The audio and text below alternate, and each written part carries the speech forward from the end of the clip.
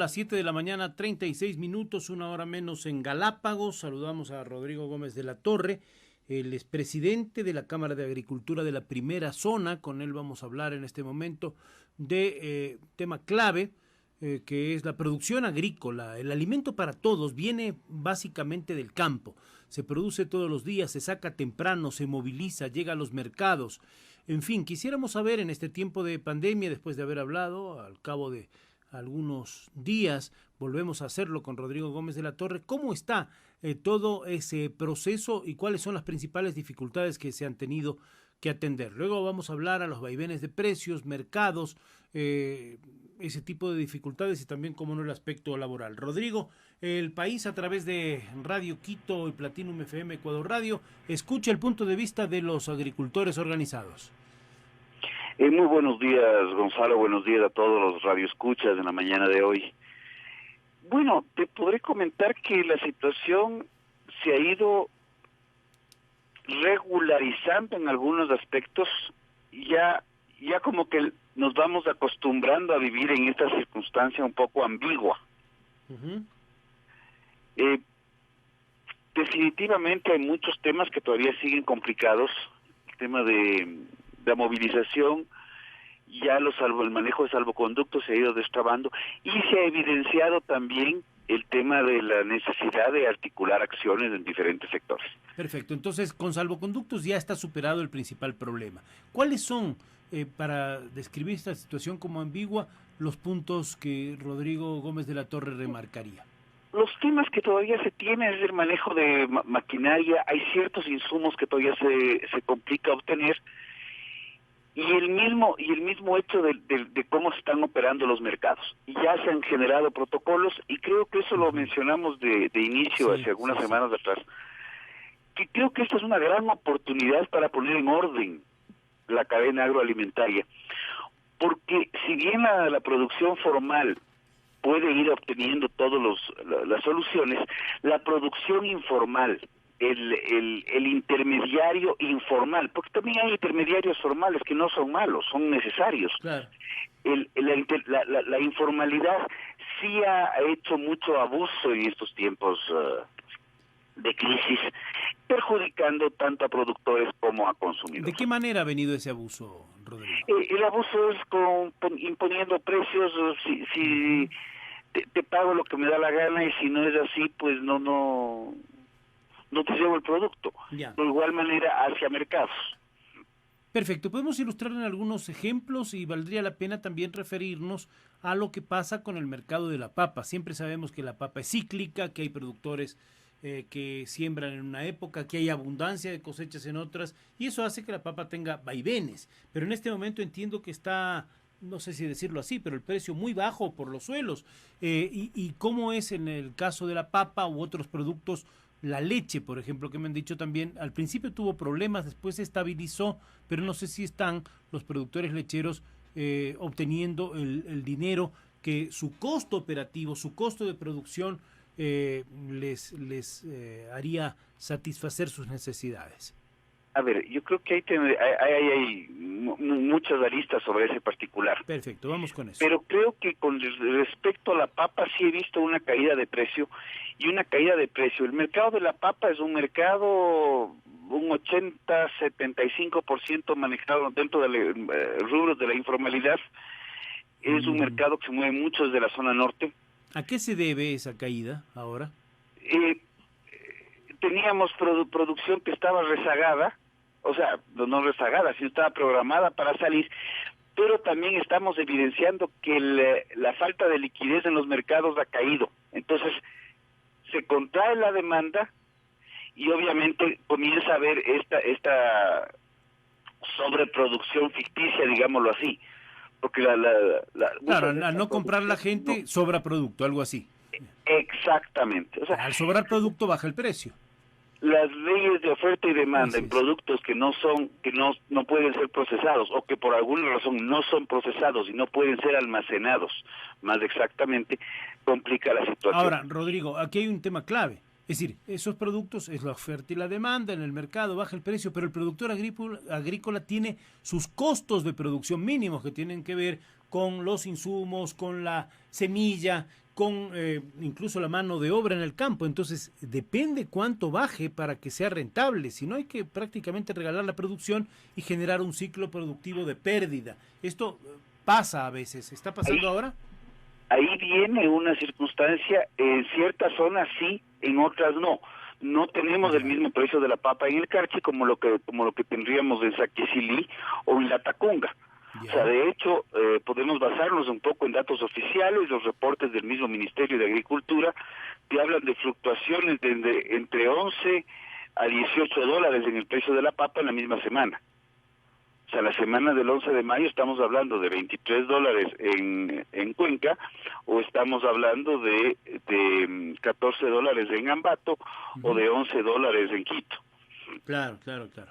Entonces, pero cuando hacemos referencia a costos de producción, muchos de estos costos de producción se van incrementando de manera también externa. Sabemos que más o menos una cementera de papas nos cuesta alrededor de 4,000, 5,000 dólares, dependiendo la zona, dependiendo los procesos. Y ahí viene muchísimo qué tanta tecnología podamos aplicar el día de mañana. Cuando tú tienes una producción informal, no necesariamente articulada hacia mercados, pues esa tecnología no se aplica debidamente. Y los costos son mayores, entonces. Adecuadamente. Los costos son mayores porque también el costo unitario de un quintal está directamente relacionado con el número de quintales que pueden sacarse por una hectárea. ¿Hay manera de corregir esto? Hay formas de corregir esto, y creo que una de las principales formas de corregir esto es algo que hemos venido conversando con el Ministerio de Agricultura, no de la época de crisis, hace mucho tiempo atrás, es fomentar de manera real le llamamos muchísimo asociatividad en el Ecuador, pero no es solo asociatividad, es también implementar mecanismos cooperativos como los que tiene el planeta entero, principalmente usados en Europa desde hace más de 100 años. O sea, no es que tampoco es algo de última data. ¿Y en qué consiste? En donde los productores se juntan y de una forma organizada de productores determinan cómo van a ser los procesos de siembra. Entonces, se organizan las siembras para el transcurso del año. Gracias a Dios, el Ecuador es un país bendecido con el clima, con todos los vaivenes de clima que tenemos, todavía podemos tener la posibilidad de sembrar a lo largo del año. El momento que los productores se organizan, no solamente se pueden organizar para definir cómo van a sembrar, de forma que la producción salga de manera organizada, sino también cómo se pueden comprar insumos. Es decir, la siembra, la cosecha, todo depende para estabilizar de algún modo el volumen de producción y el precio finalmente. Exacto. Pero también seguimos a la siguiente fase. Ya la cooperativa de productores, y eso hemos presentado varias recomendaciones al MAG, porque lamentablemente ya voy a esa parte. También se puede hacer un sistema de clasificación y pesado, porque no podemos hablar de que dependiendo de los mercados, hablamos de quintales en el Ecuador, lo cual no es correcto. Deberíamos estar hablando... No es universal, claro. El sistema universal, pero cuando hablamos de quintales, resulta que dependiendo el cantón, al quintal le valoran en diferente número de peso, en diferente peso cuando claro, el quintal no son 100 libras. No tiene razón de ser. No tiene ninguna lógica. Entonces, la implementación del Sistema Internacional de Unidades, desde las mismas lógicas, en este caso cantonales, que son los que regulan los precios de los mercados, podrían darse. Perfecto.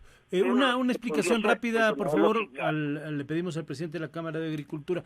Rodrigo, una explicación de la leche. ¿Qué está pasando con la leche? Me han dicho que hay problemas también porque los precios que debieran estabilizarse también han caído en algunas zonas. No sé qué nos puede informar. Regresamos a lo mismo. Así como de la papa hablamos de un 75-80% de informalidad, en la leche, por el hecho que tiene que pasar a través de un proceso, y esto sí quiero ser enfático, tiene que pasar a través de un proceso de pasteurización o ultrapasteurización en el Ecuador, vamos a tener que pasar por una industria, lo cual... Pero hay grandes industrias que compran volúmenes grandes. No, y las pequeñas también. Ujú. Industrias de 10.000, 15.000 litros, como industrias de 200.000 litros. Pero que son formales, digamos. Todas se propenden a la formalización, pero Correcto. ahí también tenemos entre un 40 o 50% de informalidad. ¿El precio de la leche cómo es hoy? ¿Es un precio asequible, digamos, para, digamos? Hay un precio indexado al PVP. Ya. Entonces se dice que el 52.4% del precio de venta al público de leche en funda o HT debe ser pagado al productor, que son más o menos 42 centavos. ¿Es rentable este rato? ¿Se está pagando ese precio o hay vaivenes? Misma situación, hay zonas en las cuales se paga por sobre esto, principalmente la industria formal, hay industrias también más pequeñas que no pagan esos valores, y hay piqueros que pagan básicamente lo que les da la gana. Entonces, tampoco hay un respeto total del precio. ¿Cómo se corrige esto? Esto de aquí, yo también creo, el sistema agroalimentario en Europa ha funcionado muy bien, funciona en Colombia, funciona en Chile, nunca es perfecto, pero siempre es mejor, digamos, y es cuando los productores se organizan, pero no con una visión solamente de producir o de ver qué puedo obtener del Estado, sino con una visión de llegar al consumidor final. Ya. ¿Cómo está el tema crediticio, tanto en la banca privada cuanto en la banca pública? Hay que estimular la producción, primero porque da trabajo, segundo porque da la seguridad alimentaria. ¿Cómo está en este momento el país? Igual, el tema crediticio un poco más complicado porque si bien hay muchos productos que se están promocionando, no hay los recursos para sostener esos productos. Entonces, el Estado, ¿Hay acceso para el crédito? para el crédito tenemos la misma circunstancia. El Estado está, hay que decirlo claro, el Estado está sin billete, razón por la cual el Ecuador es un país inédito en el planeta que ante la crisis del coronavirus, en lugar de ponerle recursos al sector productivo, le retira recursos.